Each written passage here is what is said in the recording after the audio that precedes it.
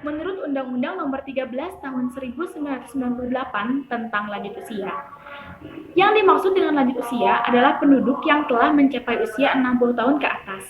Di seluruh dunia, penduduk lansia tumbuh dengan sangat cepat, bahkan lebih cepat dibanding kelompok usia lainnya.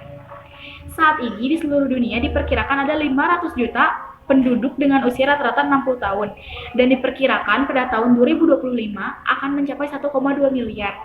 Walaupun merupakan suatu dampak dari keberhasilan pembangunan, proses penuaan penduduk akan berdampak pada berbagai aspek kehidupan, baik sosial, ekonomi, maupun kesehatan. Selain mengalami proses penuaan, muncullah stigma negatif tentang kaum lansia. Stigma tersebut merujuk kepada cerita rakyat yang menggambarkan bahwa lansia sebagai seorang yang tidak menyenangkan. Pendapat klise lama ini di mana keadaan fisik dan mental lansia yang sudah loyo, usang, sering pikun, dan sulit hidup bersama-sama karena hari-hari yang penuh manfaat telah mereka lewati.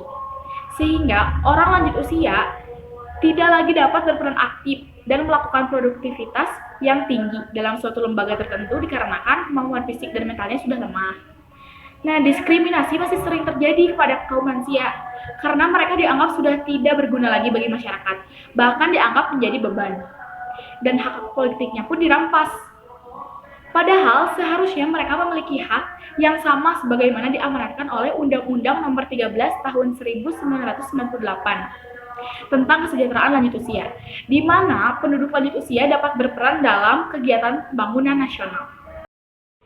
Dalam Undang-Undang Nomor 13 Tahun 1998 tentang kesejahteraan lanjut usia, Bab 2 Pasal 3 juga disebutkan bahwa upaya peningkatan kesejahteraan sosial lanjut usia diarahkan agar para lanjut usia tetap dapat diberdayakan, sehingga dapat berperan dalam kegiatan pembangunan dan memperhatikan fungsi, kearifan, pengetahuan, keahlian, keterampilan, pengalaman, usia, kondisi fisiknya, serta terselenggaranya pemeliharaan taraf kesejahteraan sosial usia lanjut. Keikutsertaan lansia pada pemilu ini sangatlah penting karena yang pertama dapat mempercepat kemajuan bangsa dalam mengejar ketertinggalan dari bangsa-bangsa lain di dunia.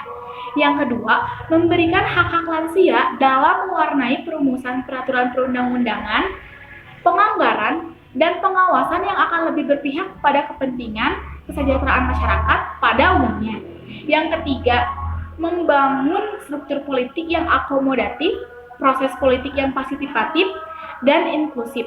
Dan yang keempat, mengembangkan budaya politik yang demokratis yang memenuhi tatanan prosedural dan substansial secara berkelanjutan atau sustainability of democracy. Ada banyak bentuk partisipasi politik itu sendiri, diantaranya melalui pemberian suara atau voting behavior, diskusi publik, kegiatan kampanye, ikut dalam partai politik, dan lain sebagainya. Perilaku politik masyarakat itu sendiri dapat dilihat ketika masyarakat tersebut ikut berpartisipasi, misalnya dalam pemilu.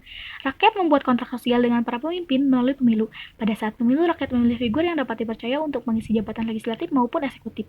Guna terlibat baik secara mental maupun emosi dalam segala aspek kegiatan politik tidaklah mudah, terdapat hambatan. Hambatan internal. Pertama, kurangnya kesadaran lanjut usia untuk berpartisipasi dalam kegiatan politik. Kedua, kemudahan pelayanan bagi para lansia yang kurang efektif. Hambatan eksternal, ialah lingkungan sosial budaya yang kurang mendukung pengembangan potensi usia lanjut, antara lain wawasan orang tua, adat, penafsiran terhadap ajaran agama yang tidak tepat, tingkat pendapatan keluarga, dan sistem pendidikan yang diskriminatif. Dalam partisipasi politik lanjut usia, perlu pemahaman dan analisis secara menyeluruh, sehingga dihasilkan suatu rekomendasi kebijakan yang tepat. Mengapa lanjut usia itu penting untuk dapat berperan pada kegiatan politik? Sebab di dalam suatu kegiatan pemilihan umum, ada hak dan kewajiban lanjut usia untuk memilih pemimpin yang akan datang. Jika lanjut usia ini tidak ikut serta dalam peserta demokrasi, maka hak sebagai warga negaranya tidak terlaksana, yaitu memiliki hak suara dalam pemilu. Maka dari itu, penting peranan lanjut usia untuk ikut berpartisipasi dalam peserta demokrasi, yaitu pemilihan umum, guna memberikan dan mendorong dalam memilih pemimpin yang akan terpilih. Adapun jumlah partisipasi pemilih lansia pada pemilihan wali kota dan wali kota Serang tahun 2018 adalah jumlahnya 4,53%. Sumber data KPU Kota Serang.